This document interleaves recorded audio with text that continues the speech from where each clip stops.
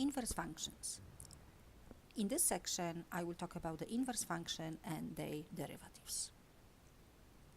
One of the theorems which will be important to solve the problems is telling us that if f is one-to-one differentiable function with the inverse function denoted like that, f inverse, and derivative at inverse at a it's different than 0, then the inverse function is differentiable and has this formula.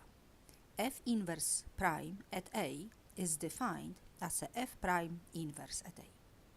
That means you probably note is f inverse prime and then is f prime inverse. That means this will be the formula that will let us to determine the value of the derivative of the inverse at a, not really having a full formula for the inverse function. We can only play with the certain values.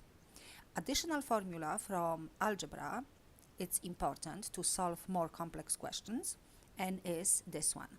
If f of x equals to y, then I can define an inverse function, f inverse at y is x. I simply interchanged inputs and outputs. That means this is the first formula, just the definition of the inverse, and this is derivative of the inverse function at the point a. Okay, let's take these formulas and apply. Exercise number 1. Exercise number 1 is just the introduction, and it's just practicing. We will just practice the first formula. F inverse of x is y, then f of y is x. That means having a value of inverse function 3 at 7, then f of 3 of course is 7. F inverse at negative 2 is 1/3, then f of 1/3 it's negative 2. F inverse at 0.1 it's 4, then f of 4 is 0.1. You can probably think that is quite trivial question, but as I said, it's quite important to solve more complex questions. Exercise number 2. If f of x is defined as a rational function 1 over the quantity x minus 1, with x being greater than 1, calculate the derivative of the inverse at 2. Okay, I was just pointing. That means first of all, we're talking about the inverse function. We will try to prove that original function is 1 to 1. Because if the function is 1 to 1, at the certain domain, then it possesses its inverse. And if we have the inverse, seeing that the function is differentiable, the derivative of the inverse will exist. Okay, the easiest way to prove that function is 1 to 1 is to show that function is strictly increasing or strictly decreasing, which means, for example, strictly decreasing will just constantly go down, which means we'll not take the same values twice. One of the tools to prove this, or saying differently, one of the tool to show the intervals of increase or decrease is to find the derivative. That means let's find the derivative of the function. I will rewrite this function with the form x minus 1 to the power of negative 1. And then I will use the power rule and the chain rule to find the derivative. Derivative of this function is negative 1, quantity x minus 1 to the power of negative 2, and follow the chain rule times 1, the derivative of the inner function. Let's rewrite this. I will have negative 1 on the top and then x minus 1 squared.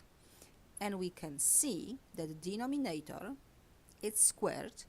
This is telling me that the denominator is always positive, and negative 1 in the numerator is making the entire derivative less than 0 for all x's from the domain, and domain was just positive numbers. Okay, that means this is negative, and this means that function is strictly f of x is strictly decreasing, and this is proof that function is 1 to 1. That means this is one of the way to show this.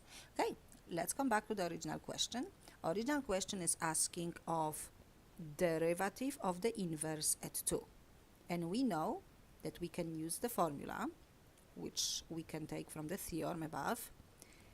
F inverse prime at 2 equals to 1 over f prime f inverse at 2. What we have to do, the first step, I will try to calculate this quantity. I don't know what it is, I will name x. That means I have 1 over f prime of x. That means let's calculate x. What I did say that f inverse at 2 is x. Now I am using my second formula, or theoretically the first one, from algebra, and I will interchange x and y's. F of x is 2. And I will try to calculate for x. I know the formula for f of x, it's 1 over quantity x minus 1 equals to 2.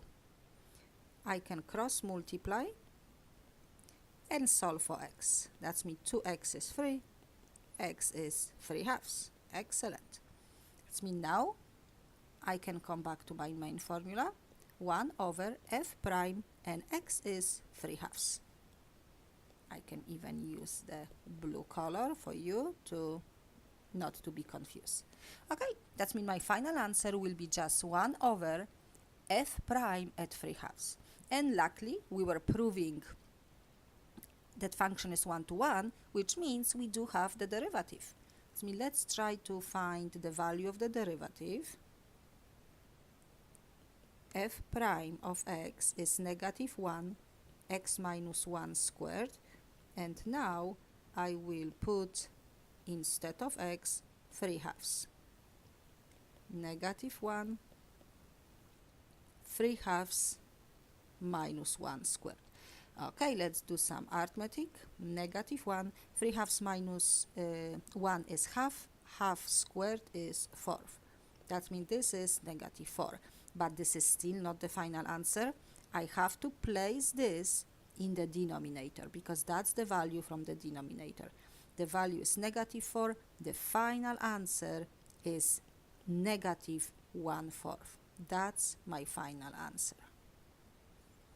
And as we can see, we have to follow the formula and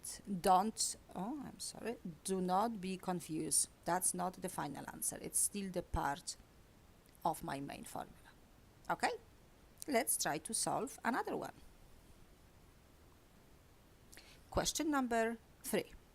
If f of x is equals to 2x plus cosine of x, find an inverse prime at 1. The same situation. First of all, we will prove if the function is 1-to-1, because we have to be sure that that the derivative exists. Okay, find the derivative. Derivative of 2x is 2. Derivative of cosine of x is negative sine of x.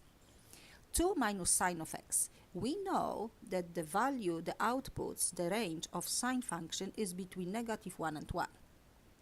That means when I take the minimum, the lowest value, -1, 2 minus -1 will give me positive number. And 2 minus 1 also will give me positive number. That means taking any number from that interval and subtracting this from 2 will always give me a positive value. This means that function is strictly, f is strictly increasing. Always this is happening for all x's from the domain, and the conclusion is function is strictly increasing. Strictly increasing. And I can say function is 1-to-1. Okay, again, really nice proof. And now let's come back to the main question. We have to find out, because we know that function is 1-to-1, then the inverse exists, and derivative, because it's differentiable. F inverse prime at 1 equals to 1 over f prime f inverse at 1. And let's do the same way. Let's name this quantity x, because I don't know what is this quantity, and I will have a little bit simple task, f prime at x. That's me now. Let's see what I did. I did say that f inverse at 1 is x. Yeah, we can see here. Okay. Then I'm interchanging f of x is 1. My formula for f of x was 2x plus cosine of x equals to 1. And in this case, we are not really lucky like in the previous example, because the previous one, I can even come back, you can see I nicely did use my algebra, arithmetic, and I solved for x. This one, this equation, it's combination of the linear equation and trigonometric. That means it's not easy, it's a little bit challenge to solve this equation for x, to isolate x on one side. That means this is the moment that we will try to kind of like approach, we will try to use the educated guess. That means, what do you think? What is the x value that will give me 1 on the right hand side? I can try, I can maybe try 0, because if I will multiply 2 times 0 and cosine at 0, we can check. Cosine at 0 is 1. It is 1. It is 1. That means you can see I just guessed this number.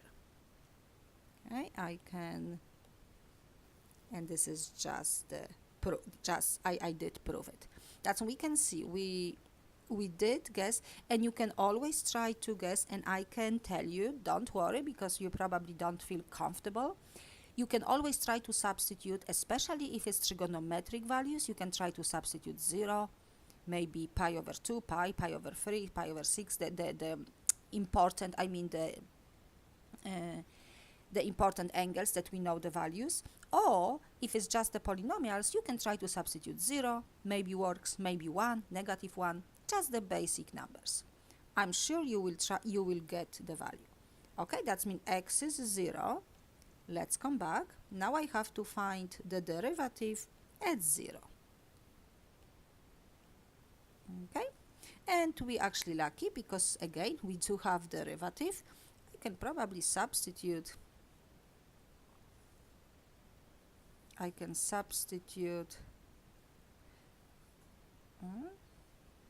Okay, my derivative is 2 minus sine of x, but x, of course, must be 0. Okay, 1 minus, oh, that's not my function. I did input the derivative. Oh, correct, I have to input the derivative. Derivative, for some reason I thought that I have to do the function. No, f prime. F prime is 2 minus sine of x, but x is 0. Okay, that means sine at 0. And sine at 0, of course, is 0. 2 minus 0 is 2. The final answer is 1/2. That's the value of the derivative of the inverse at 1. That's we can see. Let me just make a small comment. Without having an inverse function, we did get the value of the derivative at inverse at 1. Okay, another one. Oh, multiple choice. Find f prime, derivative of f prime, derivative of the inverse function at 7. That I was gonna say find f prime inverse at 7. If the function f of x is defined as a square root of x cubed plus x squared plus x plus 46. That means the same thing. I will try to prove that the function is 1 to 1, which actually this is multiple choice question. All of the answers exist. That means I am assuming that the function is 1 to 1. But let's see, because we now by practicing we know that we will need the derivative anyway. That means let's find the derivative first. Derivative of the square root of x is 1 over 2 identical square roots. Okay. okay, times derivative of the inner function, which will be, I can place on the top, derivative of inside is 3x squared plus 2x plus 1.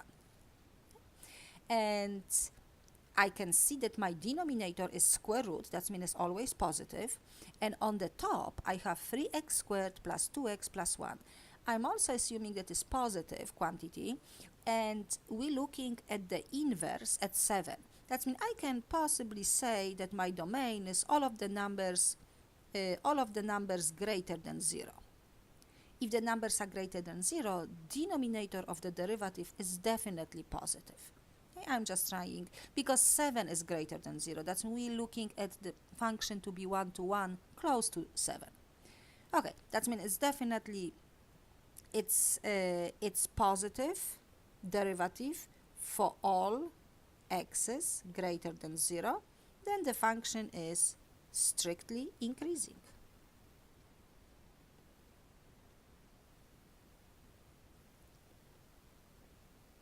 Strictly increasing. Excellent. If it's strictly increasing, it's 1-to-1, which actually I did assume that is 1-to-1 right away. Okay, now the main formula. F inverse prime at 7 equals to 1 over F prime at F inverse at 7. The same thing, I will name the quantity inside x. Now I have 1 over F prime of x. And let's find x.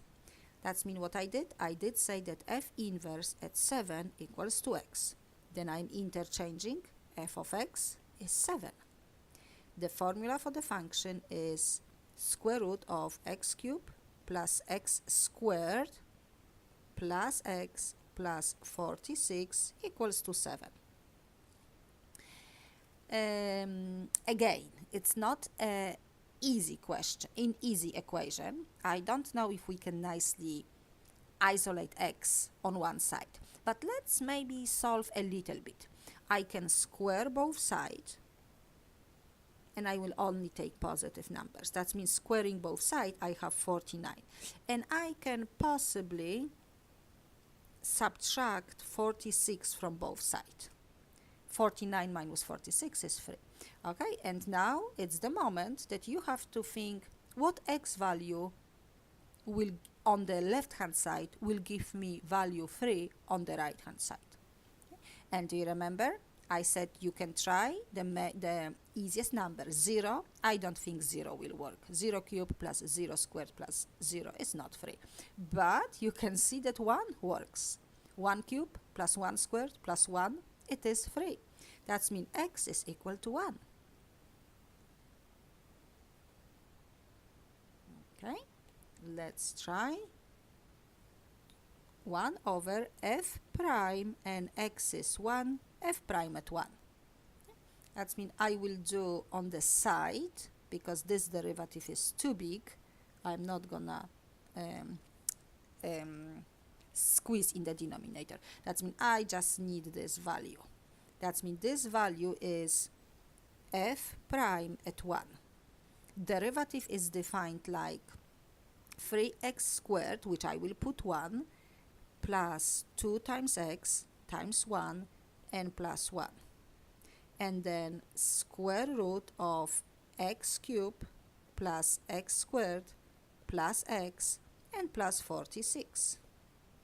And I can double make sure that we know this is the input. Okay? Okay, and let's calculate the value. And remember, this value will go to the denominator. 3 plus 2 plus 1, 2 square root of 49. 6 over 2 times 7. I can simplify 2 and 6, never produce a huge number, 3 over 7. But if the answer is not 3 over 7, this will go to the denominator. Okay, that means I am coming back and I'm saying 3 over 7. If it's, let me make a little bit smaller for you. 3 over 7 reciprocal of this is 7 over 3. This is the final answer. And I believe we do have 7 over 3. Luckily, we do not have 3 over 7 on the option. Okay? Because then this will be mean option because it's small mistakes. Okay? Really nice question. Okay, and I do have another one. Find f inverse prime at 6 pi, given that f of x is 6x minus sine of x. Excellent. Let's say 1, 2, 1, and probably this is 1 to 1, close to 6 pi, but let's try. I will try to find the derivative. Derivative of 6x is 6, derivative of sine of x is cosine of x. And the same situation, the range of cosine is between -1 and 1. When we subtract this from 6, we will never get negative number. That means this is always positive for all x, and I can even say all of the numbers. That's the all real numbers. Function is strictly increasing. Okay, strictly increasing, which means function is 1 to 1, differentiable, derivative of the inverse exists. Okay, come back to the main question. F prime inverse at 6 pi. It is 1 over f prime, f inverse at 6 pi. First step, we have to find this value. I will name x. 1 over f prime of x. And let's see. Oh, I don't have enough room. How it is possible? Okay, we will try to figure out. I will try to squeeze it. Okay, f inverse at 6 pi equals to x. Then I'm interchanging. F of x is 6 pi. My function is defined as a 6x minus sine of x. 6 pi. That's me now the same situation. Okay? We really have to, let me divide. We really have to try to to approach the educated guess. If I will put 0, 6 times 0 is 0 and sine at 0 is 0. That means I don't have 0 on my right hand side. If I will put pi, 6 times pi is 6 pi and sine at pi is 0. That means my left hand side will match the right hand side. Okay? That means please don't be afraid, try to find the values. And as I said, for the trigonometric you can use the pi values, the radians. Okay, that means what we have? We do have the final answer will be just the derivative 1 over the derivative at pi. And this will be the answer. And actually this one I can substitute derivative 6 minus cosine at pi. Now we have to be really careful with the final step. 6 minus cosine at pi. If this will be the live session, I will ask you.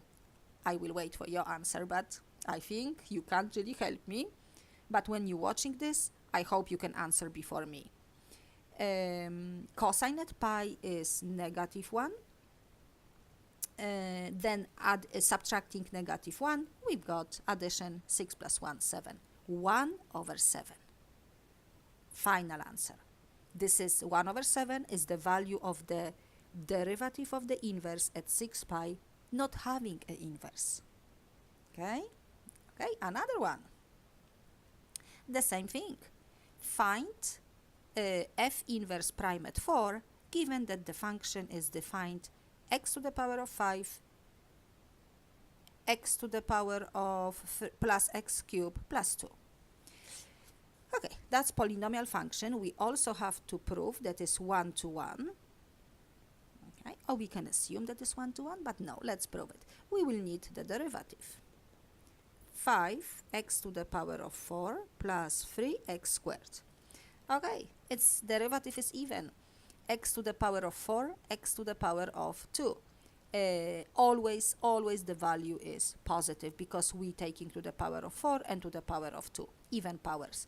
This is positive for all x's from all of the real numbers. And the conclusion is original function is, how am I writing, strictly increasing, because derivative is always positive. If it's strictly increasing, function is 1-to-1, differentiable because it's nice and smooth, we know polynomials, then the derivative exists. Okay, we did this. We will need the derivative anyway. Let's come back to the main question. We're looking for f inverse prime at 4. It's equal to 1 over f prime at inverse at 4. The same thing, I will name the f inverse at 4 x because I don't know what it is, and let's compute. F inverse at 4 equals to 4, then f of x equals to 4, and my function was x to the power of 5 plus x to the power of 3 plus 2 equals to 4. And again, the same thing. This is the 5th degree polynomial. I don't think it's relatively easy to isolate x. Let's guess what number works. And especially we have to find the inverse, derivative inverse at 4. That's we close to the positive numbers. Okay, do you think 1 is a good number? 1 to the power of 5 plus 1 to the power of 3 plus 2, it's definitely 4. Nice and easy. That means please don't be afraid to do this. Okay, f inverse prime at 4 equals to 1 over f prime at 1 because my x is 1. Okay, and what is the derivative? I can probably substitute. Derivative is 5 x to the power of 4 plus 3 times x to the power of 2, and my x of course is 1. You probably have the answer faster than me. 5 x to the power of 4, 3 x to the power of 2. I'm rewriting too many times. The final answer is 1 over 8. Excellent. Okay, and I do have one more question. It's quite challenge. But let's see. I can tell you that all of the 6 problems are the exam type questions. Question number 7 is a little bit challenge because includes additional things, but it's most likely is not a exam type question.